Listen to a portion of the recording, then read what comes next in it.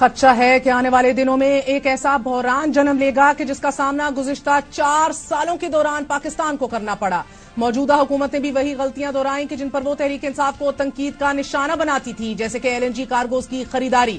ناظرین، یہ بات ذہن میں رکھیے کہ اسحاق ڈار صاحب کی 9 ماہ لیتو لال سے کام لینا، کبھی IMF کو آنکھیں دکھانا، کبھی ناک چڑھانا، کبھی دھمکیاں دینا، کبھی جیو پولیٹیکل وجوہات کو ذمہ دار ٹھہرانا، کبھی صحافیوں کو تھپڑ دے مارنا اس معیشت کے ہر شعبے میں مہنگا پڑا ہے۔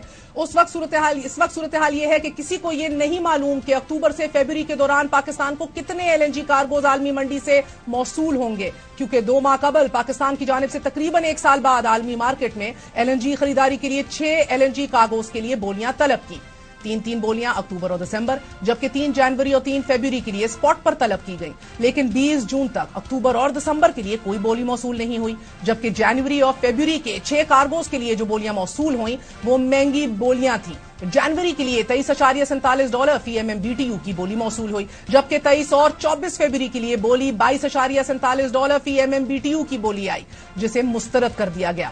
حالانکہ اس وقت انٹرنیشنل مارکیٹ میں اسپاٹ پر LNG $11 فی MMBTU پر فروخت ہو رہی تھی۔ ماہرین کے مطابق مہنگی بولیوں کی وجہ پاکستان کا IMF پروگرام میں نہ ہونا تھا، جس کا آج تک جواب ڈار صاحب سے نہیں مانگا گیا، اور LNG مہیا کرنے والے ادارے پاکستان کو شک کی نظر سے دیکھ رہے تھے کہ کہیں پاکستان ڈیفالٹ نہ کر جائے۔ ڈیفالٹ وہ الفاظ جس سے خاص چڑ تھی ڈار صاحب کو، لیکن وہ ہماری حقیقت تھی۔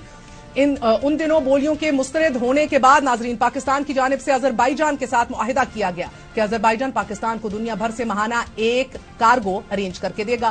گزشتہ ماہ ہونے والے اس معاہدے سے کیا نتائج حاصل ہوتے ہیں، اس کا فیصلہ تو بہرحال وقت بتائے گا، مگر سابق وزیر مملکت برائے توانائی مصدق ملک صاحب روسی تیل کے حوالے سے بھی ایسے ہی دعوے کیا کرتے ہیں۔ 1 لاکھ ٹن تیل خریدا ہے روس سے۔ جیسے جیسے تسلسل تیل کا بڑھتا چلا جائے گا، ویسے ویسے سہولت، ویسے جو تیل کی قیمت ہے وہ آہستہ آہستہ جتنا بھی ہمیں ایڈوانٹیج ملے گا وہ عوام کو پاس کیا جائے گا، اور ہمیں بہت ایڈوانٹیج مل رہا ہے، ہمیں بہت اچھا بھاؤ مل رہا ہے، اور اس کا ایک پیسہ عوام کو منتقل کیا جائے گا۔ جس وقت مصدق ملک صاحب پریس کانفرنس میں سستے LNG کارگو کی خوشخبریاں دے رہے تھے، اس وقت عالمی مارکیٹ میں LNG کی اسپاٹ پرائس تاریخ کی بلند ترین سطح $70 فی MMBTU کی 84% کمی کے ساتھ $11 فی MMBTU پر فروخت ہو رہی تھی، لیکن کیونکہ ہمارے پاس ڈالر نہیں تھے تو پاکستان اسپاٹ پر LNG نہ خرید سکا۔ شہباز حکومت نے وہی غلطی کی جو تحریک انصاف حکومت نے سستی LNG نہ خرید کر کی، مس مینجمنٹ، تاخیری فیصلے۔ مگر تحریک انصاف دور میں شہباز کابینہ کے ممبران سستی LNG نہ خریدنے کو پاکستان دشمنی سے تعبیر کیا کرتے تھے۔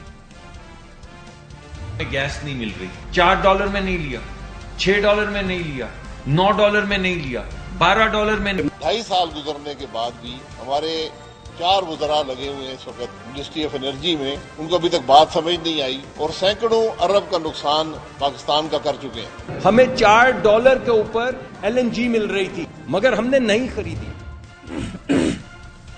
مگر پھر 17 ماہ تک حکومت میں رہنے کے باوجود حکومت یہ LNG معاہدے کے علاوہ عوام کو دواؤں کے رحم و کرم پر چھوڑ کر جا چکی ہے، کیونکہ $11 فی MMBTU پر LNG کی قیمت آنے کے باوجود کارگو سپلائرز ایشین مارکیٹ کی بجائے یورپین مارکیٹ کو ترجیح دے رہے ہیں۔ ساتھ ہی اگر پاکستان کو LNG کارگو نہیں ملتے تو پاکستانی معیشت پر اس کے گہرے اثرات مرتب ہوں گے۔ پہلے سے کم استعداد کار پر کام کرنے والی صنعتیں بند ہو جائیں گی، بے روزگاری کی شرح میں ہوشبہ اضافہ ہونے کے ساتھ ساتھ گھریلو صارفین مہنگی بجلی خریدنے پر بھی مجبور ہو جائیں گے، جس سے ملک میں بے چینی میں مزید اضافہ ہوگا، جیسا کہ ماضی میں بھی ہوا۔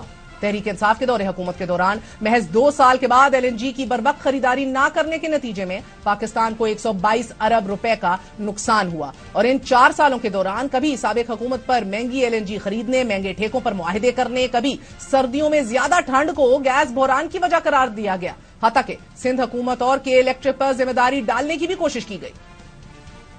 15 سال کے جو LNG کے 5 سال کی آپ کی حکومت ہے، آپ نے وہ ایگریمنٹ کر دیا۔ LNG کا سودا قطر سے سب سے سستے ریٹ پہ پاکستان میں جو کیا، اس کا اعزاز بھی پاکستان تحریک انصاف کو۔ آج جو ہم نے معاہدہ سائن کیا ہے وہ 10.2% پہ سائن کیا ہے، یہ 31% کم ہے۔ اگر یہ پرانی قیمت پہ لیا جائے تو $316 ملین ہر سال زیادہ دینا پڑے۔ مگر پھر جب شہباز شریف کی قیادت میں اتحادی حکومت کی تشکیل دی گئی تو وعدے کیے گئے کہ گیس کی قیمت میں کمی لائیں گے، عوام کو ریلیف دیں گے۔ قطر کا جو بنیادی انٹرسٹ ہے سی پورٹ پہ کچھ کنسٹرکشن کرنا یا ٹرمینل بنانے پہ. تیسرا ان کا انٹرسٹ ہمارے LNG کے پلانٹس میں ہے. ہم قطر گئے, انہوں نے ہم سے کمٹمنٹ کی, اندیا دیا کہ $3 ارب تک انویسٹمنٹ کریں گے, LNG کے پاور پلانٹس میں انویسٹ کریں گے. ایسا کچھ بھی نہیں ہوا. تحریک انصاف کے دور میں ہی قطر سے LNG ڈیل کرنے والے سابق وزیر پیٹرولیم شاہد خاقان عباسی کو LNG ٹرمینل کا ٹھیکہ مبینہ طور پر من پسند کمپنی کو دینے کے الزام میں گرفتار بھی کیا گیا. شاہد خاقان عباسی کے ساتھ مفتاح اسماعیل اور سابق MD PSO شیخ عمران الحق کو بھی گرفتار کیا گیا, اور ان گرفتاریوں نے LNG بحران کو مزید بڑھانے میں اہم ترین کردار ادا کیا, کیونکہ پرائیویٹ سیکٹر میں خوف نے جنم لے لیا اور جوائنٹ وینچر کے خیال کو ایسا دھچکا لگا کہ جس سے آج تک پاکستان باہر نہیں نکل سکا.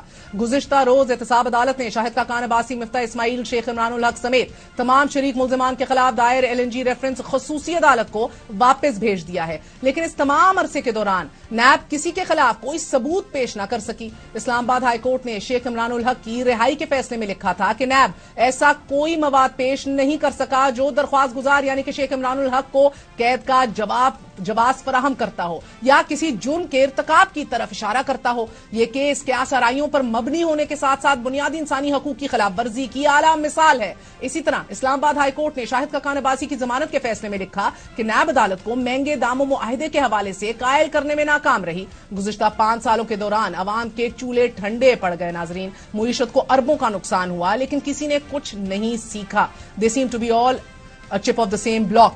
کوئی بہتر نہیں. اس کے اندر سے جو دعوے دار ہیں کہ ہم زیادہ ایکسپیرینسڈ ہیں وہ بھی اب آپ چند مہینوں کے اندر اس تجربے کا بھی کفارہ ادا کریں گے. شہباز حکومت ماضی کی طرح LNG کارگوز کی سپلائی کو یقینی بنانے میں ناکام رہی ہے. خبر ہے اب لیٹسٹ کہ حکومت اپنی میعاد مکمل ہونے سے قبل اقتصادیات اور مالیات سے متعلق وزارتوں اور ان سے وابستہ محکموں میں کئی کلیدی عہدوں پر تقرریاں اور اپوائنٹمنٹس بھی کر چکی ہے, جن میں ڈپٹی گورنر اسٹیٹ بینک سلیم اللہ کا انتخاب بھی شامل ہے. اس کے علاوہ نیشنل بینک, SECP اور CCP کے سربراہ بھی مقرر کیے جا چکے ہیں. اتحادی حکومت نے جانے سے قبل سوئی سردن کا نیا بورڈ تشکیل دینے کی منظوری بھی دے دی ہے, جس کے تحت doctor Shamshad Akhtar SSGC board کی چیئرپرسن ہوں گی. وفاقی حکومت نے چیئرمین نیپرا کے لیے بھی وسیم مختار کے نام کی منظوری دے دی ہے, لیکن اس جاتی حکومت نے اہم ترین اداروں میں اہم ترین تقرریوں کی منظوری تو دے دی ہے. اسی طرح ایئر وائس مارشل عامر حیات کو PIA کا چیف ایگزیکٹو آفیسر مقرر بھی کر دیا گیا ہے.